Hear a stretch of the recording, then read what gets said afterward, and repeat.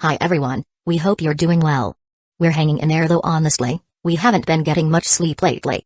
Today, we want to answer a question we get a lot: how do we publish our audiobooks? First, we post most audiobooks on Patreon as paid content. They stay paid for a few months. After that, they become free to listen to on Patreon forever. A few weeks later, we post them on other places like YouTube, Facebook, and Twitter, X. Lately, things have been a bit slow in terms of new members. So we'd love your help. Please share our site with your friends or in places like Facebook groups, Twitter, X, Discord, Reddit, or novel forums. Even one share can really help us grow. Thanks so much for your support. There was only darkness. But then, a shadow. A strange, black silhouette stood in the corner of the server room. Its head was adorned with two twisted, horn-like protrusions. Its body was covered in black tendrils, giving it an eerie, inhuman appearance. Lin Xian's pupil shrank. No hesitation. Bang. Bang. Bang. He fired instantly, unleashing a stream of bullets straight into the figure. The rounds struck, but instead of flesh and blood, chunks of dry, brittle material snapped off the creature's body, scattering like splintered wood. And then, it moved. With an unsettling, inhuman grace, the shadow lunged sideways, its long, clawed limbs scraping against the floor as it darted toward the hallway. Lin Xian's expression flickered. A retreating eerie entity? Strange. The creatures he had encountered before never ran. They always attacked head-on. But this one was trying to flee. That thought barely lasted a second. His instincts screamed, "Don't let it escape." The power armor surged with energy as his legs exploded forward, launching him into a full-speed pursuit. If a creature like this was backing off, it meant it was weaker than him. And if he could kill it now, he had to. Because he knew the dark mark existed. He wasn't about to let this thing mark him or his team. Boom. Lin Xian launched off the wall, using its surface as a springboard to slingshot himself forward. The creature had just rounded a corner, straight into a dead end. Except, it wasn't running anymore. It was climbing.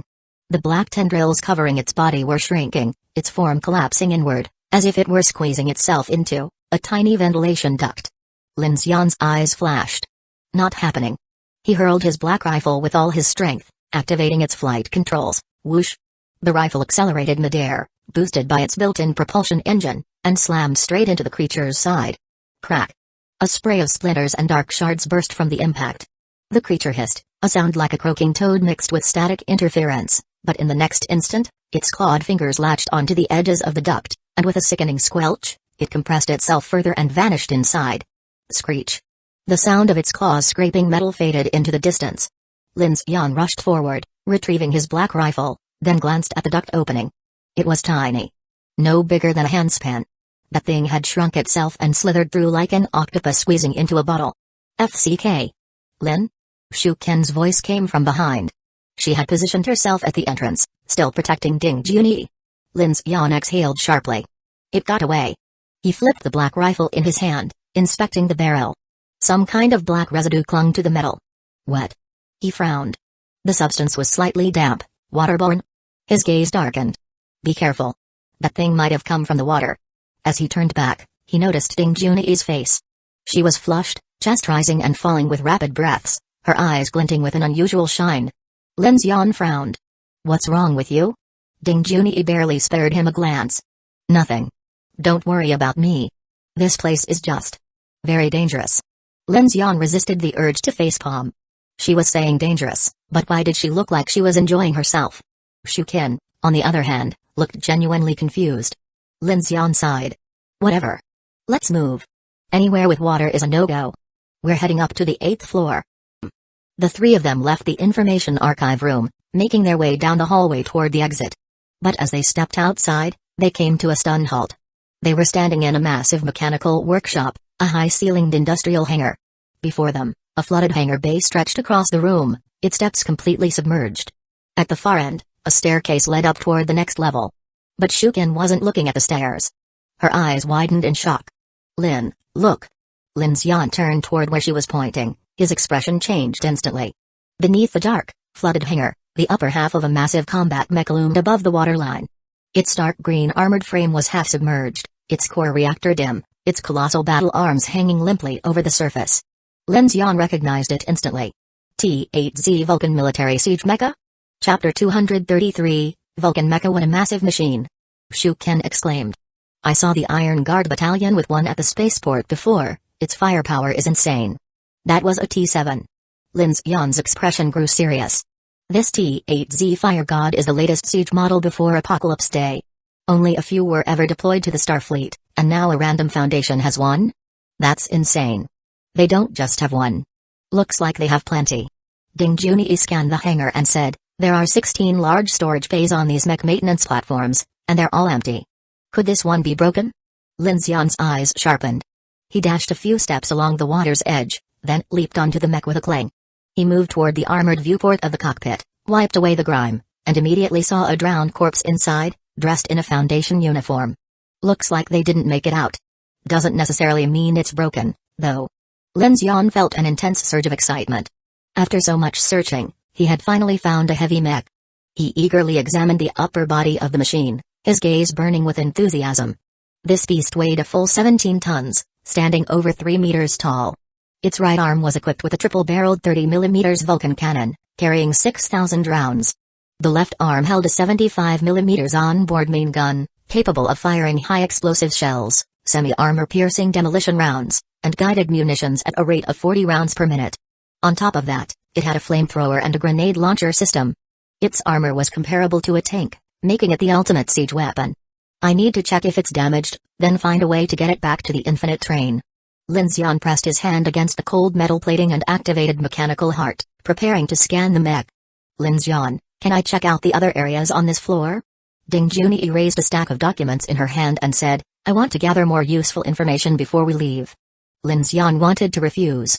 They had just encountered an unknown eerie entity, and he was worried about Ding Junyi's safety. But seeing her determined expression, he understood how important this was to her. He turned to Shu Ken and said, fine. Go together, but don't stray too far. Then, he pressed his communicator and warned, when we were on the 7th floor, the signal range was decent. But down here, the interference is intense. Either it's an eerie entity's dark energy, or it's these waters. Stay alert. Shu Ken nodded. Don't worry, Captain Lin, I'll stick with Director Ding.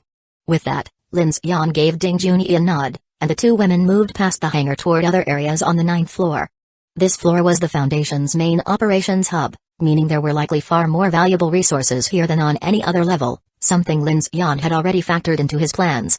Seeing them leave, Lin Xian wasted no time and initiated the mech scan. Scanning. 1%, a deep hum filled the air as mechanical heart activated. As his consciousness merged with the mech, a rush of exhilaration surged through his mind, a feeling he'd only experienced when scanning his power armor before. Beneath the exterior plating, the intricate mechanical transmission design, the power core on the back, the control systems, the gyro stabilizers in the legs, the hydraulic power distribution units in the thigh actuators, the high-torque agile knee drives, and the muscle fiber engine clusters, all of it sent an electric thrill through Lin Xian's senses, the sheer industrial beauty making his heart race. If he could bring this thing back, it would be an absolute game-changer. Combined with the G3 electromagnetic railgun he was still working on, the Infinite Train's firepower would reach a whole new level. Wait, damn. I almost forgot. An idea suddenly struck him, and he opened his research center interface. Shit. The sniper rifle blueprint finished upgrading 2 hours ago. Looking at the floating holographic interface, Lin Xian suddenly remembered something crucial. I was so focused on fighting that black centipede that I missed the notification. Congratulations. You have obtained the Meteorite 3 heavy sniper rifle blueprint. Holy shit, this is high-end gear. The Meteorite 3 was an elite sniper rifle used by Starfleet Special Forces. Built with special alloy materials, it was lighter, more mobile, and integrated with a smart recoil dampening system, offering superior firepower, stability, and maneuverability. It even has an advanced support system. If I give this to Professor Chen and craft her a power armor suit. Damn. The thought of turning Professor Chen into a sniper goddess filled Lin Xian with fiery excitement. Finally. Time to upgrade the power armor. This time, he prioritized armor development. Ever since obtaining the TRP-4 Industrial Active Exoskeleton from Ding King, he had planned to modify and upgrade it. Once the electromagnetic railgun system was complete, he would craft power armor for his top fighters, boosting everyone's combat capabilities. Without hesitation, he uploaded the power armor blueprint to the research center. This blueprint is high level. Current mechanical manufacturing level, 3. Research duration increased by 25%, estimated research time, 13 days, 20 hours, as expected. Lin Xian's gaze darkened slightly. But this time, He didn't cancel the research, he locked it in. Mechanical manufacturing, level 3, 460 out of 1000, thanks to his massive weapon production at Hangshan Pass and his frequent use of mechanical abilities at the Research Institute, his proficiency was nearing halfway to the next level. Once I finish setting up the weapon station for the infinite train, or build a batch of heavy weapons. Perfect, I was planning to track down that guy who anyway. I'll craft more weapons and trade for essential supplies before heading into the snowfields. Lin Xian refocused on scanning the mech, but he remained highly alert to his surroundings. Shuken, what's your status? No abnormalities, Captain. Shuken responded. Hearing that, Lin Xian felt a bit more at ease. He took a deep breath, fully activating mechanical heart, pouring all his focus into scanning the massive mech. Gurgle. Gurgle. The submerged hangar bubbled and rippled, the water level rising slowly. What once reached the mech's waist was now up to its chest, and the walkway was beginning to flood. Lin Xian frowned, estimating the water's rise. Every now and then, he checked in with Shuken over the communicator. Thud, thud. Suddenly, footsteps echoed from the corridor they had entered from. Lin Xian's heart tightened. He snapped his head toward the sound, just in time to see a shadow dart past. Who's there? He called out. Silence. No response. Lin Xian gripped his black rifle, but he didn't let go of the mech. The scan was still running.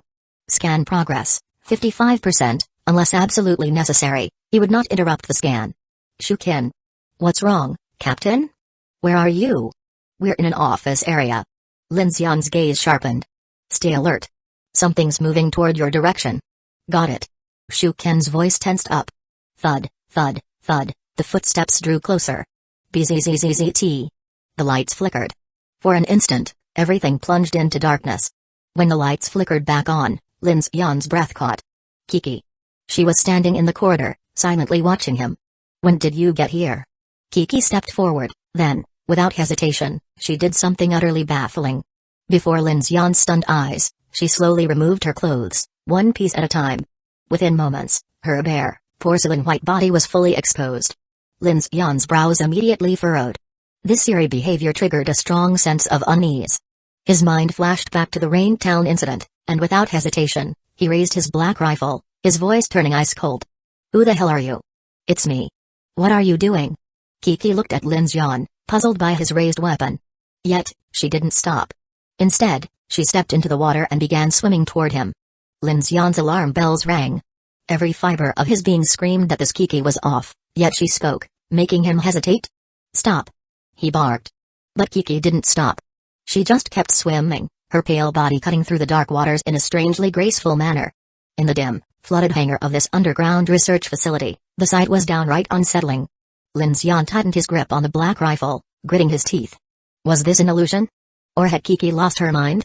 His subconscious screamed a warning, this was all wrong. It's really me. Don't shoot. Kiki called out. Lin Xian's heart pounded as she got closer, sweat forming on his forehead. Just as Kiki was about to reach the mech, bang! A massive gunshot shattered the silence. In an instant, the Kiki in front of him vanished, and Lin Xian's vision suddenly snapped back to reality. The dark haze cleared, revealing a spray of blood and shredded flesh exploding into the water next to the mech. Lin Xian's gaze snapped downward. There was no Kiki. Instead, floating in the water was a ghastly white human head, its lower half riddled with bullet wounds, and below it, a mess of torn-apart tentacles. Lin Xian. A familiar voice rang out from the distance. Lin Xian snapped his head up and saw a group rushing down the straight corridor. Kiki, Da Lu, Lu Chang, Miao Lu, and a dozen team members were all racing toward him. And standing at the center of them was Chen Sixuan. She was still holding her A33K heavy anti-materiel sniper rifle, the barrel smoking from the shot she had just fired. Her chest rose and fell slightly as she lowered the gun and ran over with Kiki. Lin Xian, are you okay? Chen Sixuan asked. Kiki floated over the water, frowning at the strange corpse, then back at Lin Xian. What the hell were you doing? That thing was so close, why didn't you shoot? Lin Xian finally snapped out of his daze. His gaze remained locked on the humanoid abomination in the water. His voice was filled with disbelief. This thing? I don't know what it did, but I saw you. His tone darkened. I saw you taking off your clothes and swimming toward me, you even talked to me. What? Kiki's big, expressive eyes widened in shock and outrage. Bullshit. Who the hell would strip naked and swim in a place like this? She fumed. Chen Sixuan reached the edge of the hangar, looking at Lin Xian from across the water. But when I was aiming just now, I didn't see it using any camouflage. She noted. Lin Xian nodded. Exactly. So I'm thinking, this was some kind of hallucination-based ability. An ability? Yeah. Lin Xian pressed his communicator. Shukin, Director Ding, get over here. Our team has arrived. Copy that. On our way. Lin Xian exhaled deeply, then looked at the shredded corpse in the water. Director Ding mentioned before, if an ability user mutates into a human Eri, they might still retain their abilities. But it could also be some kind of Eri entity. We'll have to ask her when she gets here. His expression grew serious as he addressed the team. Everyone, stay sharp. This Foundation research facility might not just have human Eris and Eri entities, there could be other experimental horrors lurking around. Stay on your toes. Hold up. Kiki suddenly landed next to Lin Xian, eyes sharp as daggers. Explain this to me properly. She narrowed her gaze. Did you really see me take off my clothes? Cough cough. Lin Xian avoided the little troublemaker's accusatory stare and immediately turned to Chen Sixuan to change the topic. Professor Chen, what are you doing here? Chen Sixuan held onto her sniper rifle and replied in a casual but probing tone. Lu Xingchen is staying back to guard the train. Shasha stayed behind too. When Kiki told me this place had a lot of supplies, I figured I'd come along. I know exactly what we're low on, so I can help prioritize what we take. We can't just throw everything onto the train. Lin Xian nodded. He understood her real reason for coming, she wanted to help out more actively. But he didn't call her out on it. Instead, he simply agreed. That makes sense. Good thinking. Oi, Lin, by the way, kiddo, take a look at this. Before Kiki could explode, Lin Xian cut her off and pointed at the mech beneath him. Kiki's attention immediately shifted. Her eyes lit up like a kid in a candy store. Holy shit. The T-8Z Fire God Siege mech? A few minutes later, Shukin and Director Ding arrived from the side corridor. The team gathered around the water's edge, examining the grotesque monster that Chen Sixuan had just obliterated. This thing has a completely human torso, it's probably a human Eri. Director Ding analyzed. But after seeing all the biological experiments in this Foundation lab, I can't say for sure. That's actually terrifying. Shukin muttered, her face grim. It could make people hallucinate, definitely a psychic ability. Lin Xian nodded. I don't even know how I got caught in it. I knew something felt wrong when it got closer, but the Kiki I saw was so damn realistic. That's why I hesitated instead of shooting immediately. Everyone needs to stay extra cautious moving forward. At the mention of realistic, Kiki puffed out her cheeks and gave Lin Xian a narrow-eyed glare. Lin Xian could feel her sneaking glances at him, clearly still fixated on that one detail. In hindsight, he should have just said he saw Kiki, without mentioning the stripping part. Now, she wouldn't let it go. So, he motioned for Kiki to come closer. Kiki, still fuming, floated over with an unconvinced expression. What do you want? Lin Xian lowered his voice. That thing, it simulated you taking off your clothes. His tone was serious. I observed it very carefully, and I'm absolutely sure. Kiki's expression froze, a faint blush creeping onto her face. That wasn't your real body. Kiki blinked, then her face turned red and white, her teeth gritting hard. How the hell do you know? Lin Xian kept a straight face. Because. He pointed at the floating corpse and calmly stated, that monster had a chest. Chapter 234, Cover Deployment. Lin Xian. Kiki's face instantly paled at his words. Her eyes flared with anger, and if they weren't surrounded by people, she would have rushed over and strangled him on the spot. Lin Xian pointed at the mecha beneath his feet. Once I finish repairing it, you can be the first to pilot it. Hearing this, Kiki's eyes immediately brightened, though she was still fuming. She looked at him with a mix of anger and anticipation, then quickly said, You said it, no take-backs. Lin Xian, what's the plan now?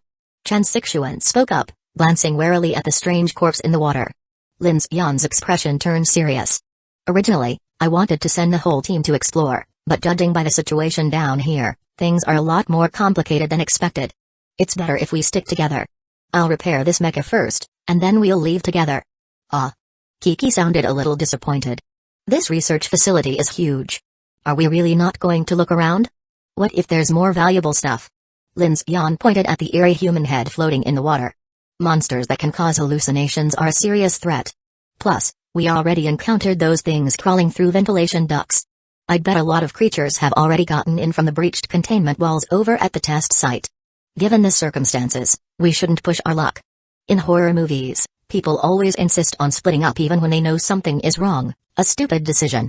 Right now, Infinite Drain wasn't in a life-or-death situation for supplies, If it weren't for the heavy mecha he was currently repairing, Lin Xian would have already ordered a retreat. After all, his primary objective, retrieving the medical pod, had already been accomplished, which was more than he expected. On top of that, it was currently nighttime, meaning Infinite Train might face other dangers. Staying here too long wasn't an option. How about this? Kiki suggested. Since there are so many of us, we can stay on this floor and search.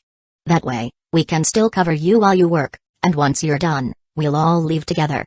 Looking at such an empty research facility without scavenging at least a little felt like a waste. However, she also understood Lin Xian's reasoning, so she proposed a compromise. Lin Xian thought for a moment, then nodded. Alright. But we're still deep underground, and with rising water levels, we need to plan for emergencies. He turned to Kiki. Where's the elevator exit for this mecha hangar? Kiki quickly checked her mobile terminal. Exit F, but that's located at test site number 3, also known as the Clearwater Town test site, the one we entered earlier. That's the designated large-scale machinery exit. Lin Xian frowned slightly. Got it. He then looked at Biggle Wo, take a team and secure the elevator access for our eventual retreat.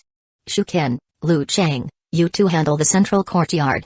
The lake water here is suspicious, possibly contaminated with eerie entities, and it's interfering with our communications.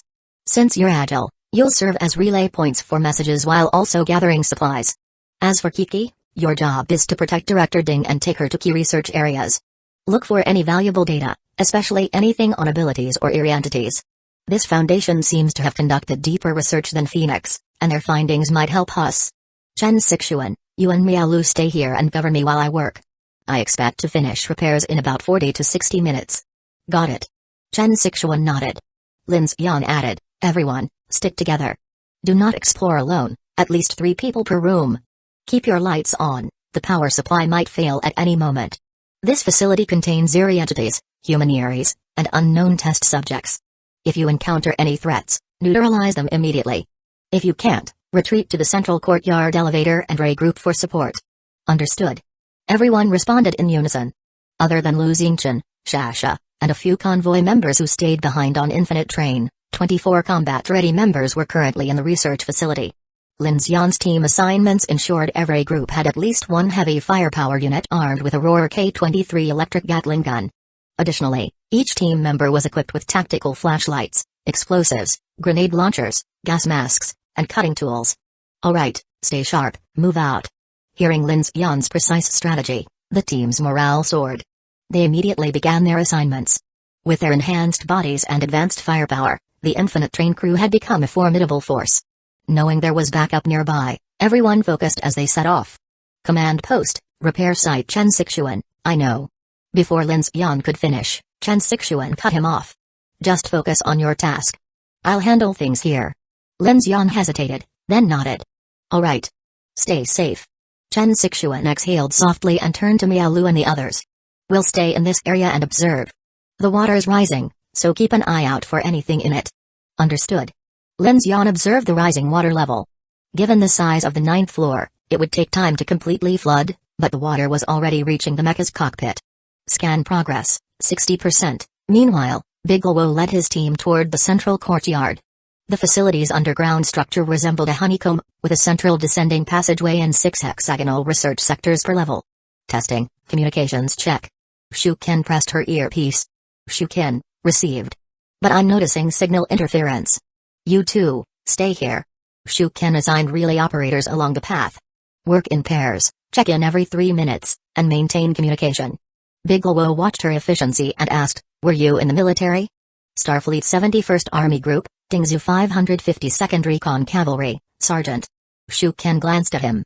Retired. You? Westwind Brigade, Combat Engineer. Shukin's eyes widened. General Wei's unit? Biggle nodded. Yeah. I heard that after Apocalypse Day, when the Federation collapsed, some Starfleet remnants reorganized and joined Phoenix. That included Westwind Brigade. Biggle scratched his head. I wouldn't know. I retired before that, opened an auto repair shop. Their squad reached the central courtyard, a massive hall resembling an airport terminal, complete with directional signs. I'll hold this position. Biggle said, hoisting his Gatling gun onto his shoulder and stepping onto a flower bed. There are 2 emergency stairwells nearby. Lu Chang and I will sweep the area and patrol. We'll stay in contact with you. Shukin replied. Got it. Big Luo's eyes scanned his surroundings. He knew this was the retreat route, so he remained fully alert. Meanwhile, Kiki and Ding Junyi headed toward the research sectors. You've grown stronger since leaving Jiaozu City, Ding Junyi remarked as she quickened her pace. Really? Kiki crossed her arms and hovered backward. I don't feel any different. Soul wave values don't seem to measure evolution properly. Ding Junyi adjusted her glasses. That's because soul wave values measure life force fluctuations, not true power levels. As they discussed, they raced deeper into the unknown depths of the facility. Kiki hovered backward as she listened. So you're saying that soul wave values aren't a reliable measurement? Ding Junyi nodded. Not exactly. The more time someone spends in the Black Night, the stronger their abilities and genetic evolution seem to be compared to survivors in areas with less polar night influence. However, the survival rate is significantly lower. Kiki scoffed. Well, obviously. If you're constantly fighting monsters in the dark, of course fewer people survive. Ding Junyi shook her head. It's not just about combat. There's also dark corruption. Remember how Lin Xian mentioned it before? I've been studying Phoenix's research and cross-referencing data from other survivor factions. I found something interesting. Entering dawn significantly suppresses dark corruption. Kiki raised an eyebrow. Wait, so you're saying people who absorb Black Knight energy need some kind of balancing phase? Ding Junyi nodded. For humans, yes. Biological evolution requires sunlight. You can think of it like photosynthesis. Plants absorb light energy during the day, but if exposed to too much sun, they wither. At night, they undergo respiration, releasing stored energy. Phoenix probably knows this, but they haven't released their findings because they lack experimental confirmation. Kiki clicked her tongue. Seriously? The world's already ended, and they're still worried about scientific verification? If they've figured something out, shouldn't they warn people? Ding Junyi smiled faintly. You're mistaken. Science is precise. And Phoenix represents the last true authority among the survivors. If they make false claims, people could misinterpret the findings. Their philosophy is already about following the dawn. So they don't need to highlight something that supports their existing agenda. Plus, without full verification, an incorrect statement could do more harm than good. Oh. Kiki narrowed her eyes. So if they publicly announced this, some idiots might try to deliberately stay in the darkness to evolve faster, which would just get them all killed. Exactly. Ding Junyi's voice dropped. The same goes for dark marks. It's even more dangerous than dark corruption. If survivors knew the full extent of the risk, some might try to experiment on themselves, leading to even more deaths. Kiki pursed her lips. But we've already proven dark marks exist. We literally just dealt with a marked decoy earlier today. It's not that simple. From a scientific perspective, our findings are still based more on hypothesis than proof. Even with Hell's Black Chrysanthemum, we lack detailed data. We don't even fully understand what kind of energy dark marks are, how to monitor them, or their exact mechanics. Right now, our understanding is more experiential than empirical. On top of that, Phoenix's structure doesn't allow them to experiment on live subjects the way the Foundation does. Kiki rolled her eyes. I don't get it. Even if they don't trust us, we still need to find Phoenix eventually, right? Ding Junyi nodded. Damn it. Kiki's face darkened, then suddenly, something clicked in her mind. Wait. Are you saying that this Foundation is the same group that dropped that marked decoy at the station earlier? Ding Junyi shook her head. Not necessarily. But judging by their research direction, they could have the means to study dark marks more effectively than Phoenix or the Federation. She then glanced at Kiki. Didn't you and Lin Xian interact with them earlier? Can you tell me more about Special Item Investigation Department? What kind of organization are they? Kiki's expression turned sour. They're a bunch of lunatics. Crossing her arms, she recounted what happened inside the Special Item Investigation Department facility earlier that day. Not only do they experiment on live humans, but they also treat it like a game. And yet, they have the audacity to call themselves neutral. What a joke. Ding Junyi's expression became unreadable. It sounds like they're following a group immunity model. Kiki blinked. What now? Ding Junyi explained. Think of the Abyss Zones and Dark Invasion as a global extinction virus. According to the group immunity theory, only the fittest survive. Apocalypse Day wiped out billions of people worldwide. Those of us still alive either gained abilities or underwent genetic evolution.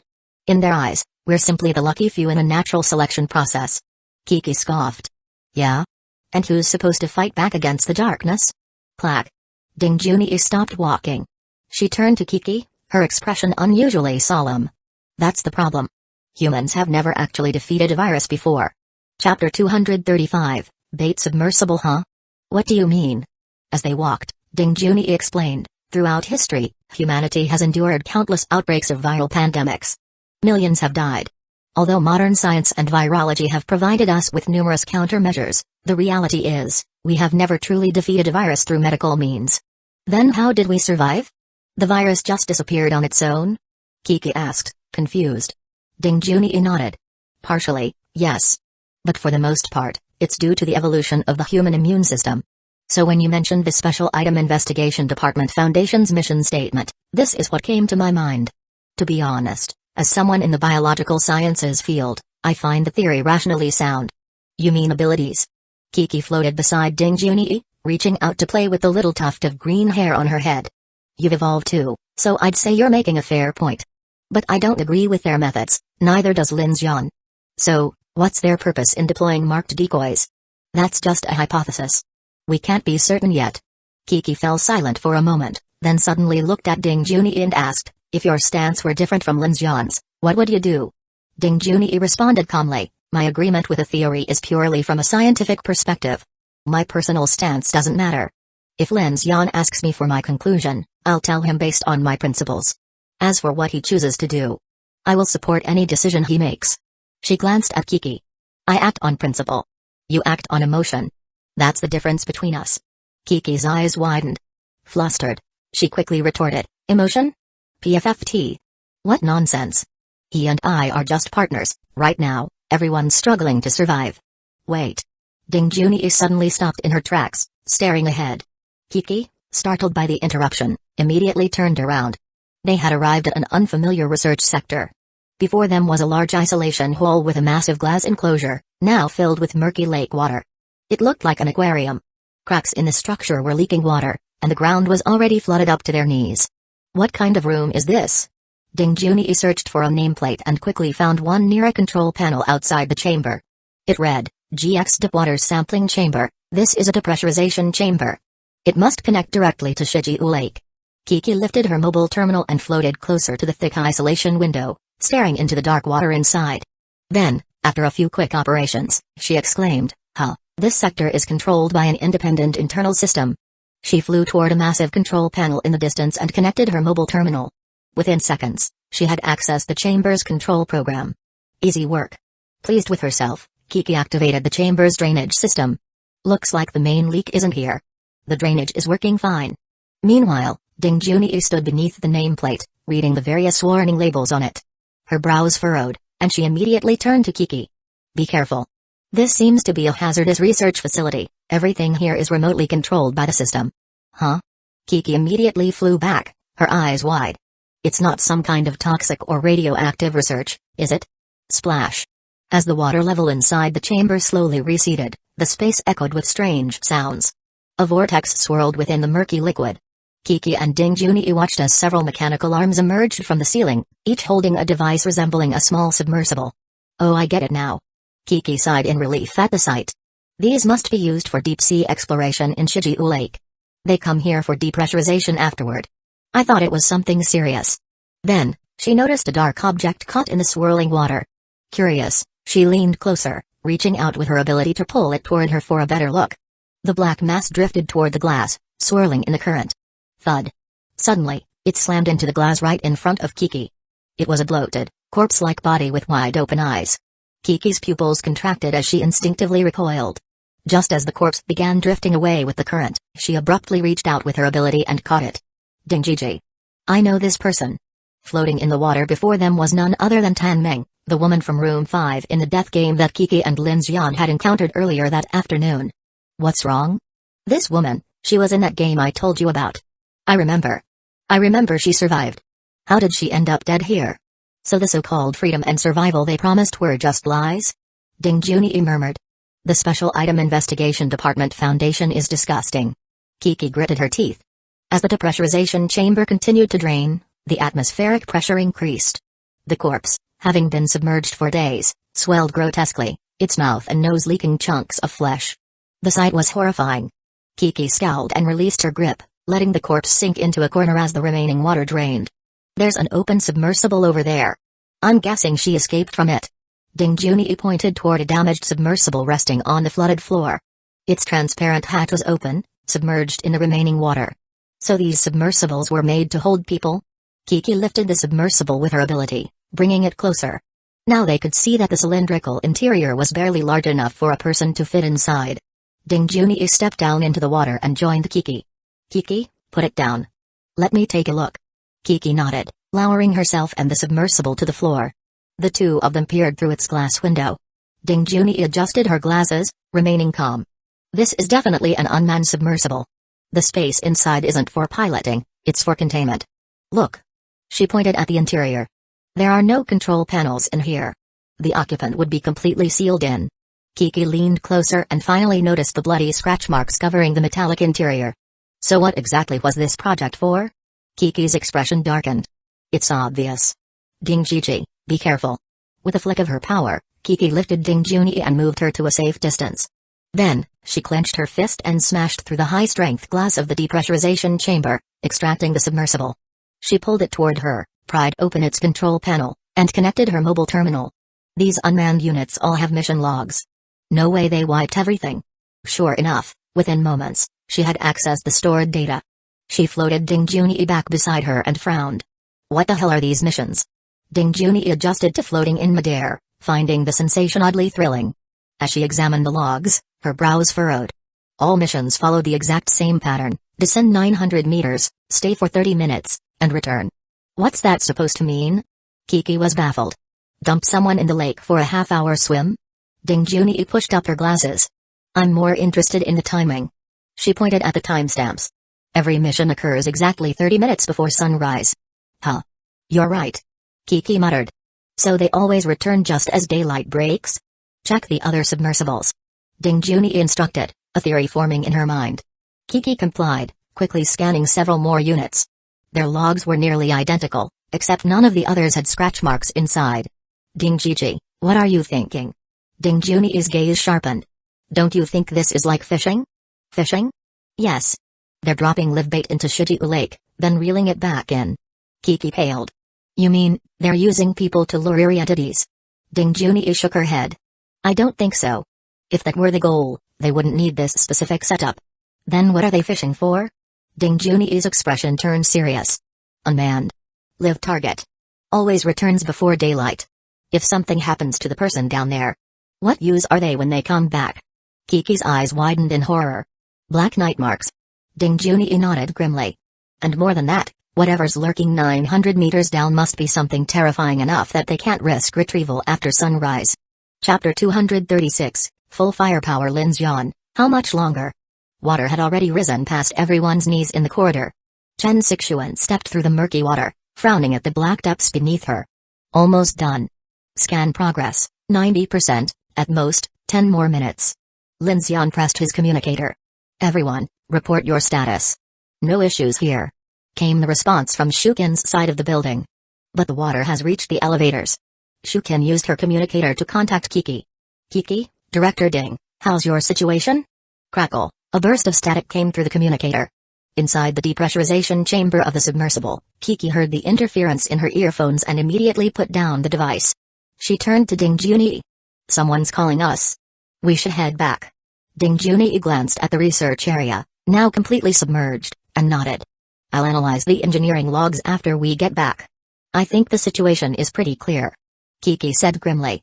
There's no way the Foundation isn't involved in this. Gurgle, gurgle, suddenly, a strange empty thump echoed from the chamber's drainage pipe, followed by a stream of rising bubbles. The ground shuddered, and the water rippled violently. Just as Kiki was about to leave, something caught her eye. At the drainage pipe's opening, a creature resembling a black, branch-like structure slowly emerged from the swirling vortex. Its wet body glistened in the dim light, and a pair of eerie eyes seemed to lock onto them. What the hell is that? Kiki instinctively reached out, activating her ability. With a loud boom, water surged, coalescing in her grip as she yanked the black creature out of the pipe. But to her shock, its body stretched further and further, like a massive snake. Even after pulling out 4 or 5 meters of its length, its full form remained hidden within the drainage system. The tremors intensified. Both Kiki and Ding Junyi sensed something was seriously wrong. Kiki immediately seized a submersible from above and slammed it down onto the creature's body. Boom. The serpent-like entity writhed in agony, its enormous body thrashing wildly, sending shockwaves through the water. The sheer force shattered the chamber's glass panels. Then, crack, crack, crack, the ground split open. With a deafening roar, a colossal black head burst through the floor. The creature resembled some kind of eldritch sea serpent, its massive head lined with lantern-like eyes, arranged from largest to smallest in a row. As it emerged, a surge of inky black water gushed out in torrents. Kiki's eyes widened in horror. The black, branch-like creature she had grabbed earlier? It was merely one of the serpent's lures, an appendage growing from its head. Now fully revealed, it had taken on the grotesque shape of a human face, complete with crude facial features. We need to go, now. In that instant, Kiki realized her psychic powers couldn't restrain the monstrosity. Without hesitation, she grabbed Ding Junyi and shot toward the corridor. Meanwhile, elsewhere in the building, Shuken and Blue Chang felt the tremors. Dust rained from the ceiling, lights flickered, and the water turned violently. What the hell is going on? Whoosh, whoosh, whoosh. Water gushed down the elevator shaft, and on the 9th floor, the lights flickered erratically, accompanied by bursts of electrical discharges. Standing atop a cabinet, Daelu tightened his grip on his roarer Gatling gun and peered cautiously at the murky, waist-deep water below. Stay sharp. There's something in the water. Shuken lowered her gaze. The moment she did, her expression shifted. Splash. With a muffled grunt, she instinctively recoiled as something lunged from the water, a grotesque, humanoid fish-like creature with slick black fur. Its gaping maw revealed jagged red teeth, its scaly body gleaming menacingly. Da-da-da-da.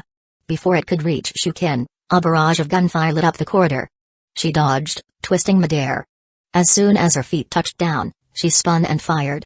Boom. The high-speed 10-gauge exorcist shell tore through the creature's lower half. The purifying flames from the bullet vaporized the water upon impact, splitting into multiple searing streams that shredded the creature's body. Blood and water sprayed into the air, glowing under the flickering lights like a grotesque fireworks display. Shuken's sharp gaze swept the area. The water ghost, though grievously wounded, wasn't dead yet. It slithered back into the depths, its remaining body vanishing beneath the waves. She tensed, then burst into motion, sprinting across the water. Leaping off a wall, she vaulted onto a high platform inside a research lab. Just as she was about to scan the area, her stomach twisted with dread. Beneath the surface, countless black shadows lurked, swimming toward her teammates. Out of the water, now. Shuken's urgent cry rang out. From his vantage point, Daelu saw the writhing mass beneath them. Woo-yoo-yoo. The roarer Gatling spun up with a mechanical whine, unleashing a storm of metal. Bullets carved through the water, shattering the surface into chaotic waves. More than a dozen water ghosts were shredded to pieces. Hearing Shuken's warning, their teammates scrambled for higher ground. Bang. Bang bang. Just as Daelu kept up suppressing fire, an ominous noise rumbled from the elevator shaft behind him. It sounded like a swarm, dense, rapid movement, like locusts descending in unison. The elevator panel's numbers flickered chaotically, rapidly counting down. Ding, ding ding boom. The elevator plummeted. Suddenly, something slammed against the closed metal doors from the other side. Dents formed instantly, deep claw marks and grotesque indentations pushing outward. Daelu and Shuken exchanged a look, both realizing at once the horror about to unfold. Daelu, fall back. Shuken shouted. Daelu took a deep breath and leaped off the cabinet. The very next second, the elevator doors burst open.